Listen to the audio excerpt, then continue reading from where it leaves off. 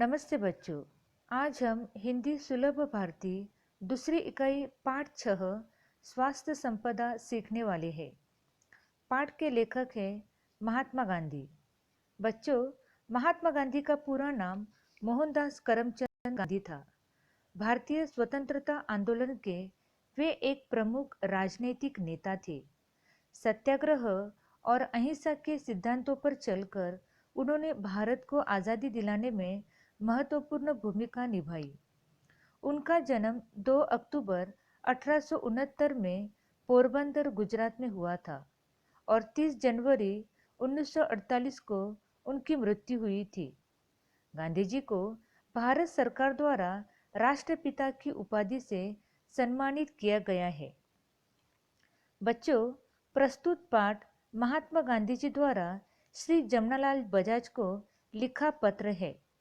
पत्र द्वारा महात्मा गांधी जी उन्हें बता रहे हैं कि खुली हवा में नियमित व्यायाम और समय पर किया गया संतुलित भोजन स्वस्थ जीवन की पूंजी है। बच्चों, स्वास्थ्य यानी कि सेहत और संपदा यानी संपत्ति या धन। स्वास्थ्य ही हमारी संपत्ति है और इसीलिए इसका ध्यान रखना बहुत जरूरी है। बच्चों, महात्मा गांधी स्वतंत्रता आंदोलन के दौरान साल 1930 से 1940 के बीच कई बार अंग्रेजों ने गिरफ्तार कर उन्हें पुणे की एरोड़ा जेल में बंदी कर रखा था। और इस पत्र में शुरुआत में हम पता देखेंगे तो हमें समझ में आता है कि यह पत्र एरोड़ा से 8 नवंबर 1932 को लिखा गया है। बापूजी जमनालाल को अपना बेटा मानते थे, इसलिए पत्र की शुरुआत में बापूजी जमनालाल को ची मतलब चिरंजीव जमनालाल कह रहे हैं। बापूजी जमनालाल को उसके जन्म दिवस के अवसर पर पत्र लिख रहे हैं। वे उन्हें टोकरी भर कर आशीर्वाद दे रहे हैं। जमनालाल जी ने बापूजी को पत्र लिखा था। वह पढ़ने के बाद जवाब देने हेतु बापूजी उन्हें पत्र लिख रहे हैं। बापूजी लिखते हैं, तुम्हारे पत्र में मैंने तुम्हारे स्वास्थ्य यानी सेहत के बारे में पढ़ा और समझने के बाद अब मैं जो अपने विचार व्यक्त करने जा रहा हूँ उस पर मैं स्वयं दृढ़ मतलब पक्का हूँ।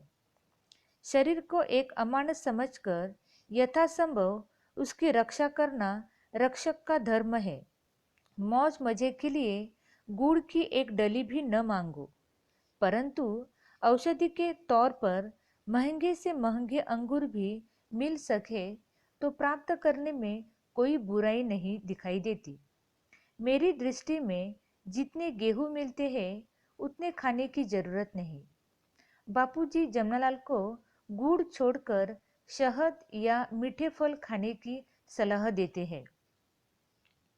आगे वे कहते हैं कि जैतून का तेल यानी कि जिसे अंग्रेजी में ऑलिव ऑयल कहते हैं, उसकी जगह मक्खन लेना चाहिए। मक्खन मतलब जिसे अंग्रेजी में बटर कहते हैं, क्योंकि मक्खन में जो विटामिन होते हैं वे जैतून के तेल में नहीं होते। बापूजी भोजन में ज़्यादा से ज़्यादा सब्जी खाने के लिए कहते हैं। बच्चों, आजकल के बच्चे फास्ट फूड को ज़्यादा महत्व देते हैं, लेकिन बापूजी भिन्न भिन्न प्रकार की सब्जियां जैसे कि फूलगोभी, पत्ता गोभी, बिना बीज के सेम, बैगन ऐसी सब्जियां खाने के लिए वे प्रेरित करते हैं। दूध और मक्खन की मात्रा वजन के अनुसार कम ज़्यादा लेने को वे जमनालाल को कहते हैं। गेहूं का आटा चौकर मतलब गेहूं का आटा छानने के बाद जो बचा हुआ भाग रहता है उसे फेंकना नहीं चाहिए। बापूजी जमनालाल को कहते हैं वह आटा जो है वो गेहूं में मिला हुआ होना चाहिए। बापूजी आगे कहते हैं फल में अंगूर, मौसम्बी, संतरा, अनार, सेब, अनानास लेने योग्य है। फल कभी भी भूखे पेट खाना चाहिए।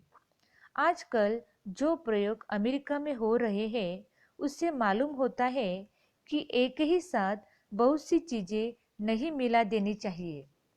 अंग्रेजी में कहावत है कि सुबह का फल सोना है और दोपहर का चांदी।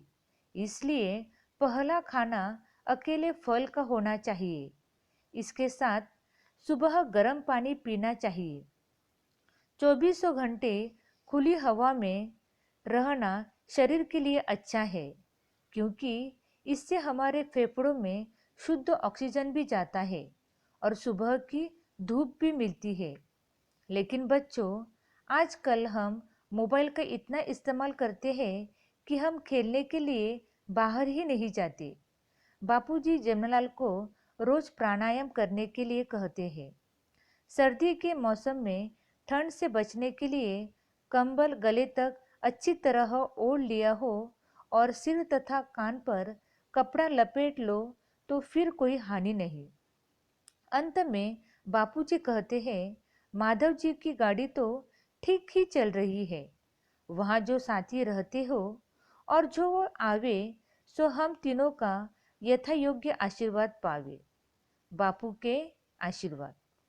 बच्चों, इस पत्र रूपी पाठ से हमें यही सीख मिलती है कि सुदृढ़ एवं निरोगी बने रहने के लिए हमें नियमित व्यायाम और साग सब्जियों, फलों के अलावा शरीर का योग्य रूप से पोषण करने वाले आहार का सेवन करना चाहिए।